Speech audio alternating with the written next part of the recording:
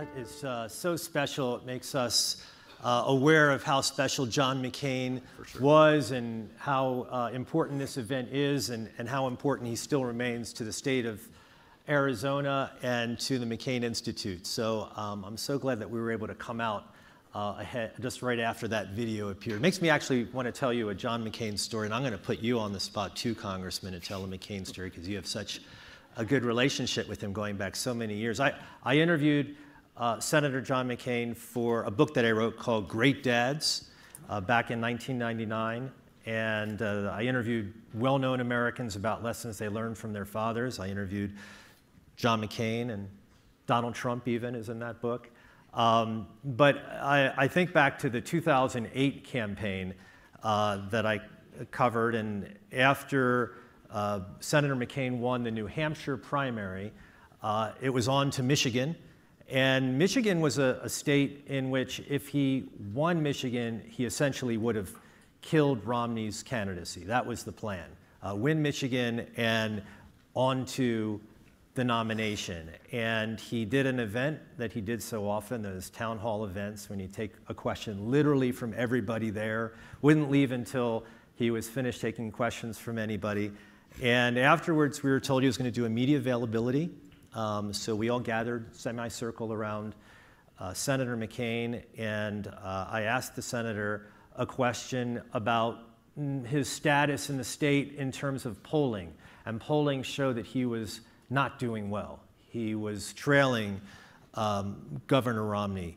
And I asked him the question, how can you win given that you're trailing in every poll that I've seen?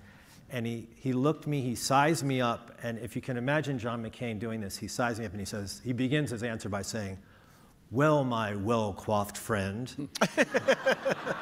That's John McCain. And from there, I laughed just like you did.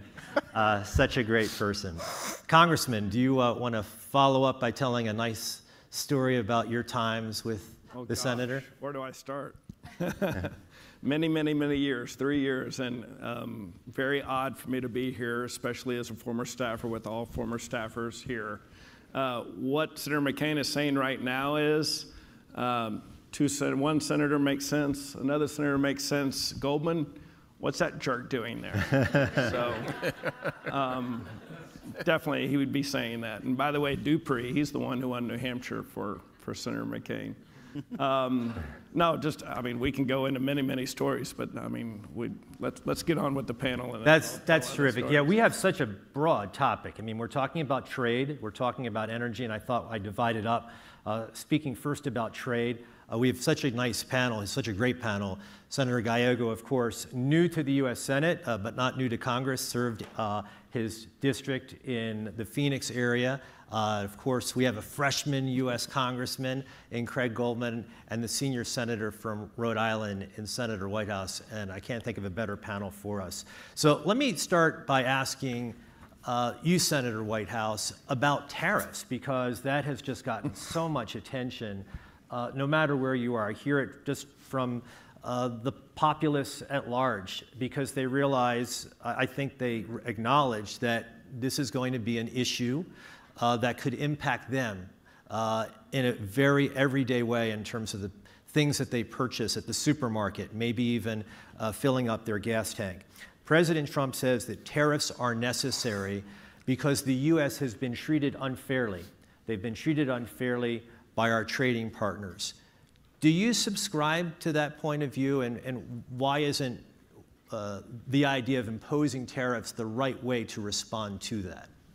Well, I'll talk about one tariff that I'm a big supporter of, and it's very relevant to energy because it's the carbon border tariff.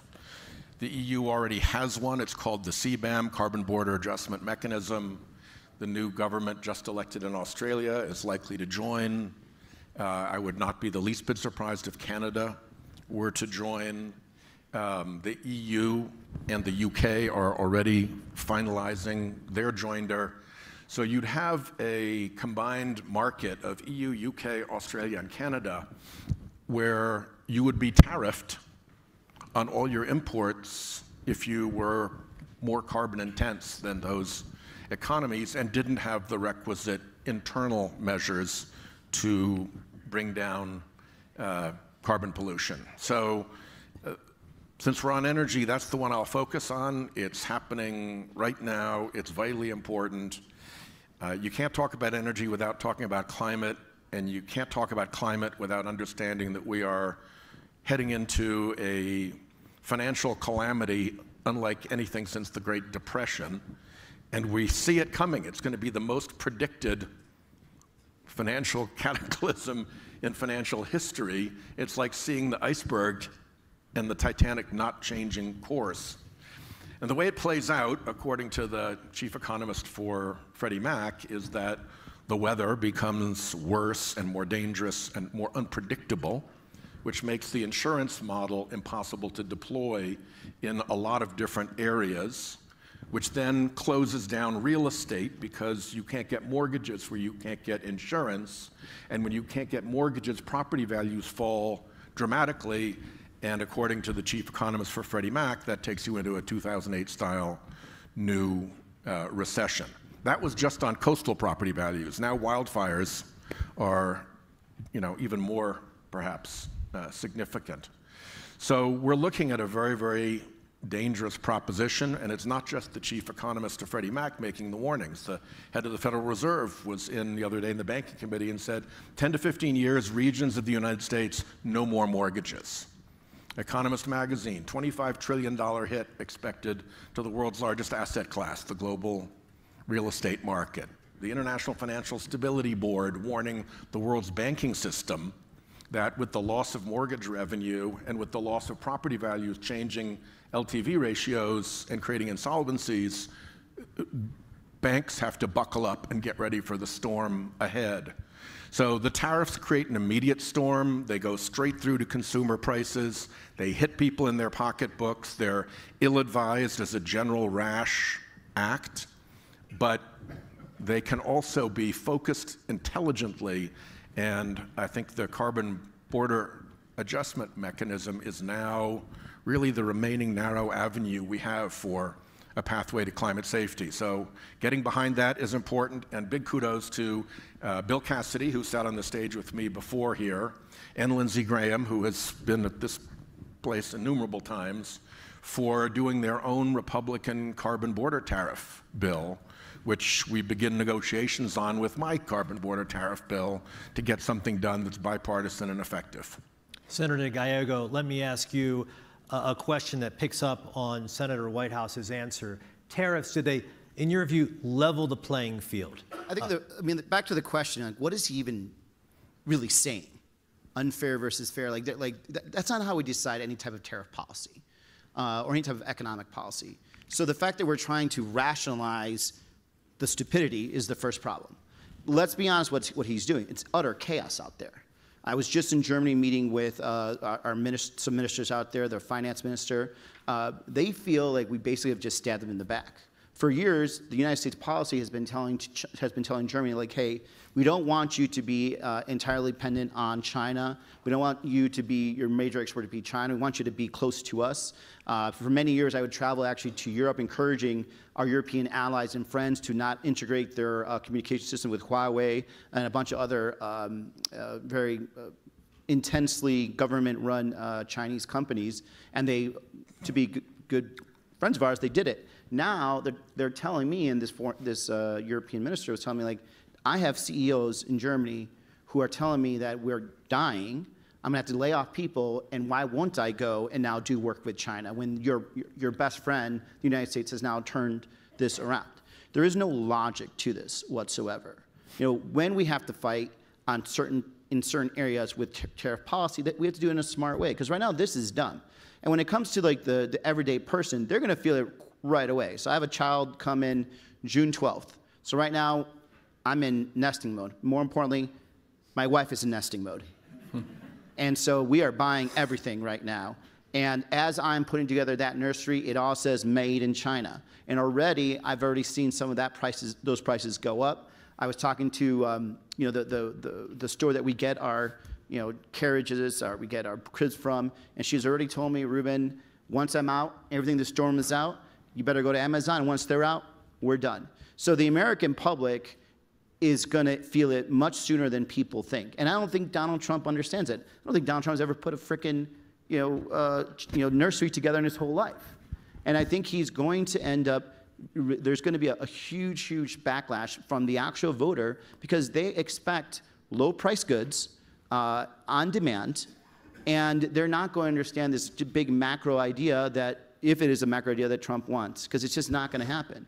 And this overall idea, by the way, that like somehow we're going to get these businesses back, who's going to work those jobs, right? I'm a first-generation Latino. My dad was born in Mexico. My mom was born in Colombia. When growing up, I worked all the factory jobs. I worked, in construction. I worked everything else like that. And I know how hard those jobs are. Even if we were able to get those jobs back, by the time you build a factory, get the workers, and especially with this immigration, by the way, non-immigration program that we have, we're not even going to have the capability to actually meet the demand. So all we're doing is increasing the cost on working class people without any thought to how this is going to affect them. And when it will finally affect is when your first TJ Maxx closes down, your Targets start closing down, when you start seeing, single parent women with children being fired first, because they're the first ones to go when retail goes down. And that's when you're going to actually start hearing a lot of complaints from the voter. And they're not going to care about this idea that we're trying to bring something back that I don't think is actually able to be brought back. Congressman Goldman, you come from a district, Fort Worth, Texas, supportive of President Trump. President Trump says, there will be short-term pain. He calls it interruptions.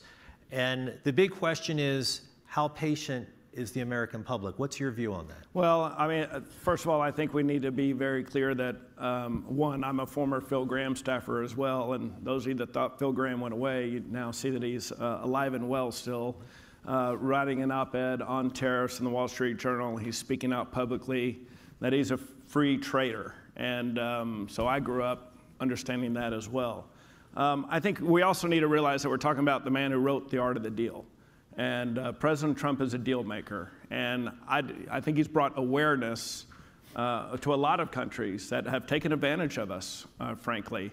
And while we are free traders, we also want fair trade. And I think that's hopefully where we are in that this is a short-term thing and we get more fair trade as well as free trade. Now, China is America's third largest trading partner. Senator Whitehouse, as it relates to the trade war that we see now playing out with China, in your view, who has the upper hand? Well, I think Xi probably thinks that he does. I don't know whether that's accurate or not, but I think they're exuding a fair amount of confidence. I think they believe that their population can hold their breath longer than ours in terms of dealing with the immediate dislocations and cost increases and disruptions that are going to be caused. And I think they probably look at the trade war in the context of extending China's reach globally in a whole bunch of different ways. So it's not just between the two of us. They're going to look to this issue to find leverage in all the areas where they have markets. And frankly, as Ruben pointed out, we kind of look like jerks now. And so it gives China, to a lesser degree Russia because of their appalling behavior in Ukraine, but it gives our rivals a chance to move into areas and say, actually, we're the nice guys here.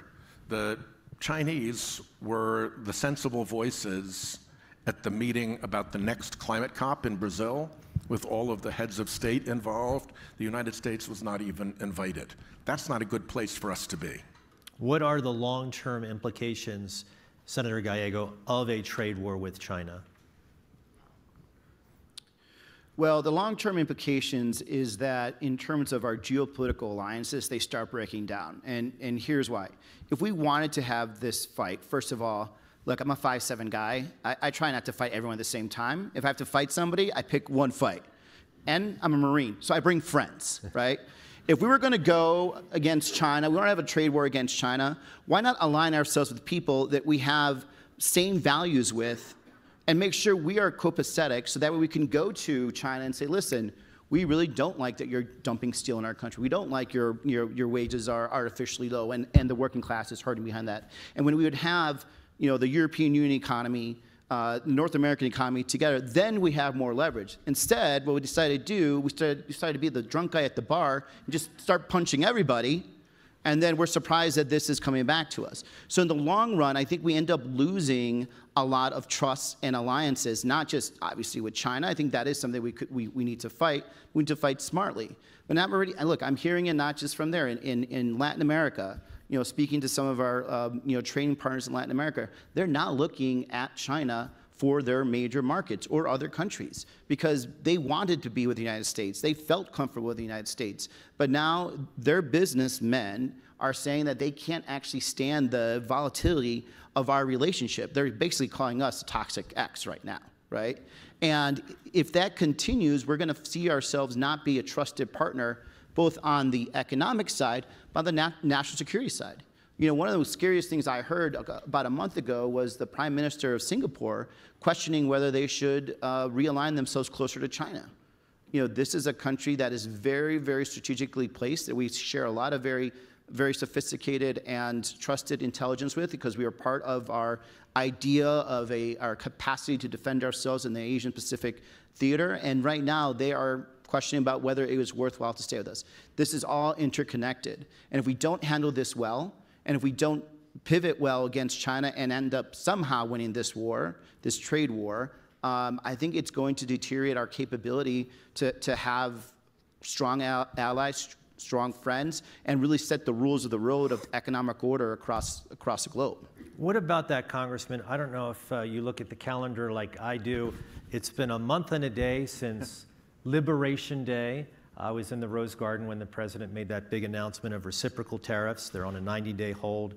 Today, tariffs went into effect for auto parts. Now there's a 25% tariff on foreign auto parts being implemented. And picking up on what Senator Gallego just said, why not partner with our allies in going up against China? And let me ask you another question, and that is what the senator also mentioned about China. Do they fill the void? After Liberation Day, President Xi, he did a tour of Asia, and he, in that tour, went to all of these countries that are our trading partners and made the pitch, you're going to get tariffed by the U.S. Why don't you have more trade with China, and we won't implement those tariffs? Well, let's be very clear also. Everything moving forward is speculation, right? All these so-called experts who are speculating what will happen a month from now, 6 months from now, a year from now, if we're still in this trade war. I don't believe we will be. Again, it's nothing that President Trump didn't say in the campaign as far as taking action currently. Again, I'll reiterate that you're talking about the man who wrote The Art of the Deal, so I don't think we'll be in this situation, again, speculating. Look, I want President Trump to succeed. Hopefully everybody in this room does. It's good for America. It's good for the country. I want free and fair trade. We obviously don't have it now. We've shed the light on that we don't. And hopefully here in the future, in the very short term, we do. Can I just say, absolutely, look, yeah. Go ahead. He co-wrote The Art of the Deal, number one. Number two, it's not like it's The Wealth of Nations, okay? Come on. He's literally talking about land swaps in Manhattan versus the Queens. We're talking about a economic stabilizer that's existed since Bretton Woods that has brought billions of people out of poverty. Billions of people out of poverty. Stabilized the world to the point where we have such less conflicts that we've ever seen in modern civilization. But none of that is going to be found in The Art of the Deal, co-written by somebody else. Come on, Donald Trump does not write anything. Donald Trump does not read. Do we really think he wrote The Art of the Deal?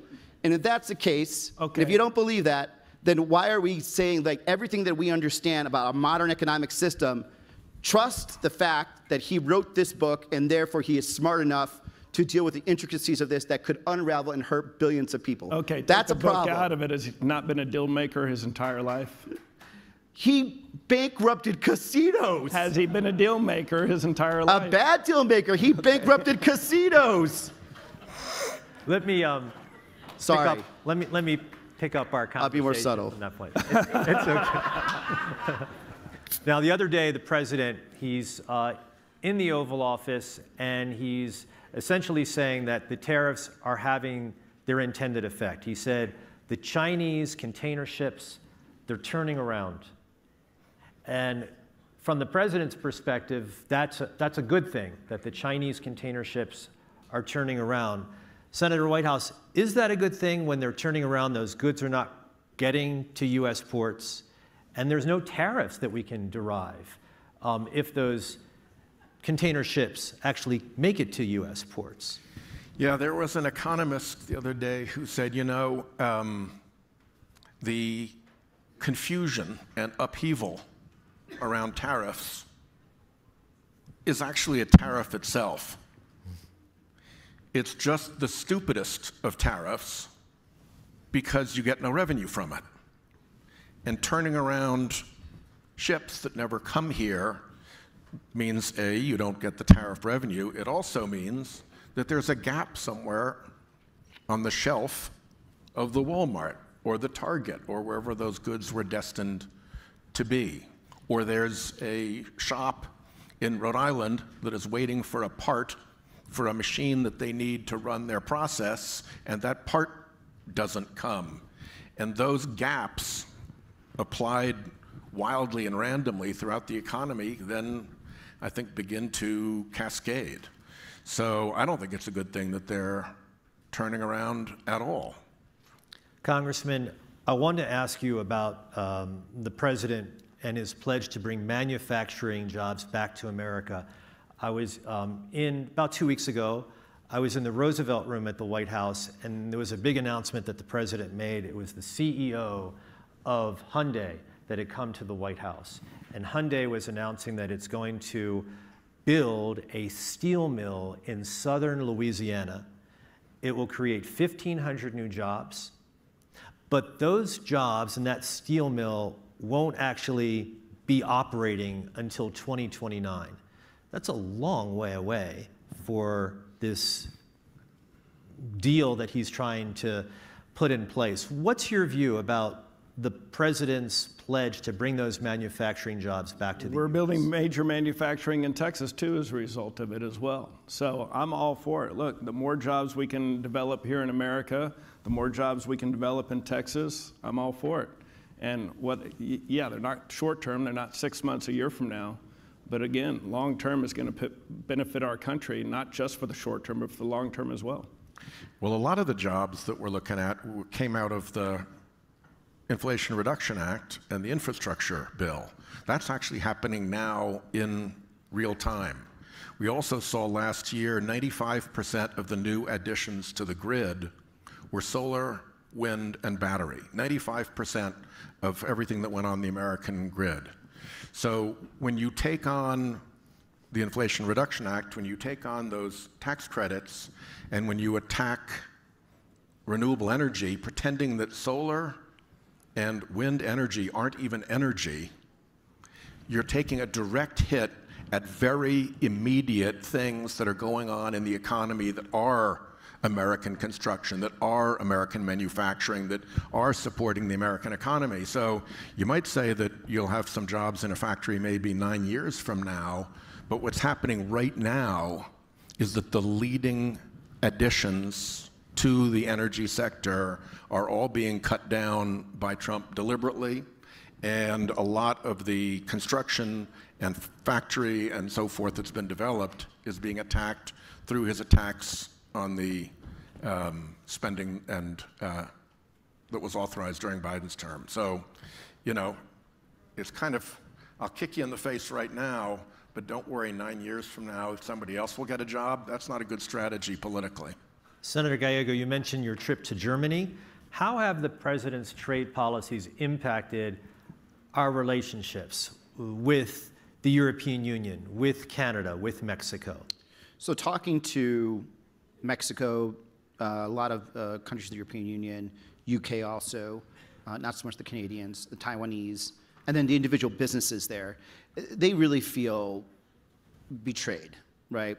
You know, I'll start point by point. You know, in Germany, we've asked them to do a couple of things as prior to Donald Trump here about investing in manufacturing in the United States. We've also asked them to step up in Ukraine, which they have.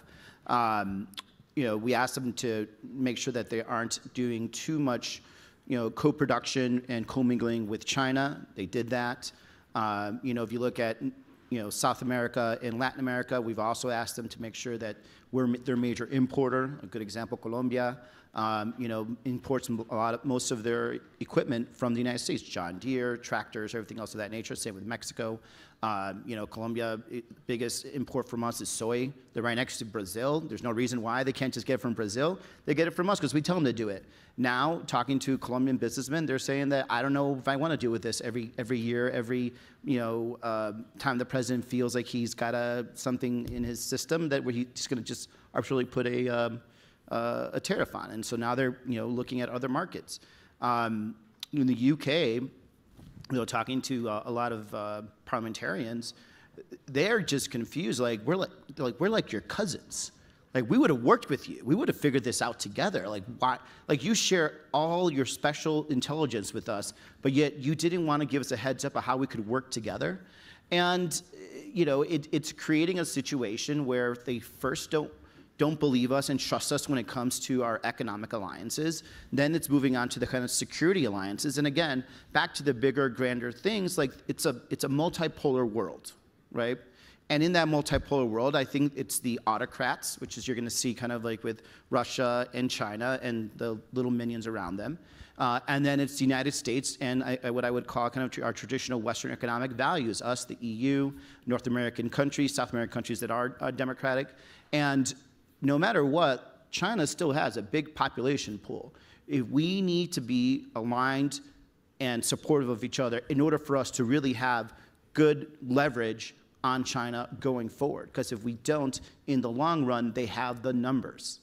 They have the numbers. The only way we can actually beat that Chinese economy is with the North American economy plus the EU economy and friends. And that's how we win in the long run. Because if not, we just don't have the mass to do it. As I said, this is a really broad topic that we have here. Let's turn to energy. Senator Whitehouse, you are the ranking member of the EPW committee in the U.S. Senate. You're one of the Senate's environmental champions. What's wrong, from your perspective, with the president's priority of pursuing increases in domestic energy production, focusing on oil, on natural gas, on coal? Well, there's a lot that's wrong with it. First of all, if you don't combine that with pollution controls, then you're feeding into the climate disaster that turns into the insurance disaster, that turns into the real estate disaster, that turns into major recession. Even the Home Mortgage Association that lobbies in Washington is giving warnings about where we're headed. So you don't want to feed into that. You are also, again, hitting in the face the industries that are really performing right now. When 95% of what goes onto the grid new is solar, wind, and battery, and you go and punch those industries, you end up punching yourself. It's a dumb thing to do. And third, there's the very long-standing warning about the carbon bubble bursting. And when suddenly, let's say, OPEC nations decide they're going to take a run for the exits and just sell at cost plus a penny and get their product out while there's still a market for their product, what happens to the U.S. fossil fuel industry? It gets wiped out. There's no circumstances under which we can compete on price with low-cost nations like Saudi. So it's a highly vulnerable market sector for us to be in the first place, with a well-predicted prospect of a rush for the exits down to marginal cost plus a penny, wiping out our entire sector. And that's where you get into the, all the issues about lost infrastructure and massive financial upheaval. So is that going to happen? I don't know. Is it a real risk that it happens? Yes, because it has been widely predicted. So you're leading into a very dangerous place, and it's very hard to believe that these are decisions that are being made in good faith when you look at the back and forth with political funding and political wheeler-dealering between the industry and Trump himself and the Trump administration. Congressman from Texas, I gather you disagree with that I don't disagree, but can I ask a question? Senator, do you think we're cleaner and greener in the United States than we ever have been in the history of our country? Yeah. I agree. But the problem is that that's not the test. I'm kidding. That's not the test, Right. right? The test is we got to leave a livable planet for our children, our grandchildren, and everybody knows how that works. 100%. I believe we're cleaner and greener than we ever have been in our country's history. The problem is China and India, who are opening a coal plant every single day, is not helping the climate. Which is where that carbon border tariff becomes so important, because China will pay a considerably higher tariff to the EU, to the UK than we will. Frankly, if that CBAM goes into effect and we continue to sit on our rear ends and do nothing serious to solve the climate problem, we still win economically. Because the margin between the tariff to China and the tariff to us is sufficient to actually move manufacturing and industrial activity back to the United States. So I'm a huge fan of the CBAM. Everybody in America should know that word. We cannot afford to lose that. And frankly, we should be a part of it. And if Cassidy and Graham and myself and others are successful, we will be. Let me ask you a question that I hope you can answer relatively quickly because our time is running down. And it has to do with Russia, the Russia energy sector. How can the U.S. put more pressure on Russia's energy sector, which of course funds the war in Ukraine? I'll start with you, Senator. Well, two things. Number one, we need to export as much LNG we can to Europe. Look, there's Europe, Germany specifically screwed up by closing down all of their nuclear power plants. In the meantime, I would rather them be buying LNG from us than from Russia, right? So this is like a either or. Secondarily, we need to do massive investments in nuclear, both domestically and internationally. When I was in Slovakia talking to the Prime Minister, one of the things I was trying to convince the Prime Minister to do is to buy US-made SMRs from Westinghouse instead of Russians. And the Prime Minister seemed to be more akin to staying with us, but he made it very clear. It's like, I have 9, is that them? They're marching in. He's like, I have 9 nuclear power plants that are Russian-based. I have workers that know how to work Russian power plants. Why would I buy this? And I said, well, look, I think we're going to have a more integrated future between the European Union and the United States, and this is one of those steps. If we can use our power of innovation to export, SMR, small modular reactors, we can really make Europe independent from Russian carbon. And if you make Western Europe independent from Russian carbon, Russia's poor. If they're poorer, they can't wage these wars. And for going back to like China and India, I mean, the one thing that we aren't doing, we could have this conversation about coal versus not coal, or whatever it is. We're going to hit a problem with the growth of AI in this country that it doesn't matter how much coal you can bring in, it's just not going to meet the demand. And same with all those other countries. So we should be trying to share as much U.S. innovation technology across the globe so we could employ our engineers, employ our, as many workers all around the world, and at the same time be able to bring down the cost of energy as well as reducing the carbon footprint. Because if you look at the numbers, and I see a couple of APS and SRP guys around here, I see you there hiding out.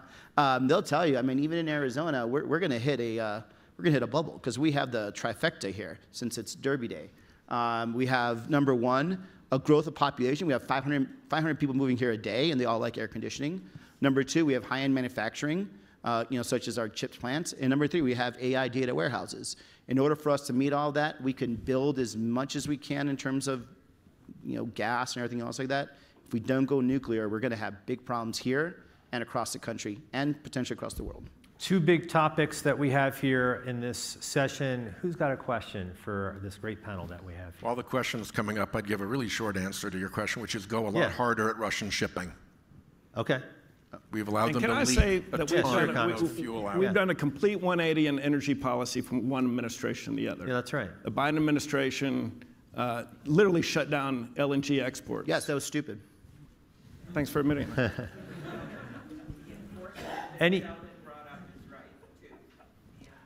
Do I see a question? Anybody have a question? Senator Klobuchar is vindicating that we need to go a lot harder at Russia. There you go. Well, let me wrap it up with this question for each of you. We have a Republican, we have 2 Democratic senators on this panel. Where is there room for bipartisan legislation as it relates to energy policy? Something that can get through. Permitting reform. Go ahead, Senator Whitehouse first. Permitting reform. Senator Capito and I have already detailed our staff directors to sit down with Senator Heinrich and Senator Lee's staff directors and start framing out what a permitting reform bill would look like. All 4 corners are interested and eager to proceed and have it succeed. And what I've told Senator Capito is that I want to do this. I also want to do a big highway bill. I also want to do a big water bill, all through EPW. We can't do any of that until the Trump administration knocks it off with the fake freezes. That's true. And until we get some assurances that if we do pass a big, beautiful bipartisan bill, the Trump administration will actually faithfully execute the law as we wrote it and not just cherry pick the stuff that his donors like and leave the rest by the wayside. And let's start working on the bills in the meantime, but know that the day has to come when we've got to clear the freezes and when we've got to have a proper understanding that faithful execution of the laws in the U.S. Constitution actually means faithfully executing the laws. And Congressman Goldman, you know, you're from the House. Give the perspective of the Republican-led House of Representatives. Well, Senator Gallego and I both were House trained, not only in our state houses, but also. You asked my wife; she'd say otherwise. Exactly, but also federally. But I'm brand new to the U.S. Congress, so just getting newly House trained at that level. Permitting reform, thankfully, now is a hot topic, and everybody seems to be in agreement on that finally. It took some time to get some people there. Look, we'll have an open discussion about whether continue to subsidize building wind and solar is the right thing to do. It is in Texas. I'm not saying it's bad. We need solar and wind in Texas. They're a huge part of our grid. For those of you who don't know, we have our own grid in Texas. We're not part of FERC. The coal plants, as we're shuttering coal plants across this nation, is that the right thing to do as we need more energy when we're not ready and we don't have more energy online right now. Nuclear, I think, bipartisan now. Everyone's saying that's the way to go. The small nuclear modules being built, one in Texas, a joint program between the University of Texas and Texas A&M. Believe it or not, they actually came together. I was true bipartisanship. Yeah, that's true bipartisanship. I was chair of the Energy Committee in the Texas State House and the speaker who makes all appointments to all committees. But the most progressive, most liberal member on my committee, and I said, Speaker, why do you do that? And he goes, just sit there, wait and watch. And sure enough, he was right, because I had a nuclear panel. And this most progressive liberal member of the Texas State House says, that's the most interesting discussion we've ever had. I was anti-nuclear before that panel. I'm pro-nuclear now. So that, in my opinion, is the future, but the small modular. Yeah, well, I'll agree to that. I've been the lead Democrat on all the nuclear reform bills, and there's more room to make more progress there. I would say that when you're talking about subsidies, you can't overlook the negative externalities that fossil fuel gets to get away with their pollute-for-free business model, which amount to $700 billion a year in the U.S., according to the International Monetary Fund, which is not exactly a green group. So be careful about using the word subsidy when you've got an industry that's sitting on a $700 billion annual subsidy in the form of free negative externalities. We covered so much ground on this panel. I thank the panel. You're all terrific, and I thank you for listening. I appreciate it. Great job, guys. Thank you. Great job.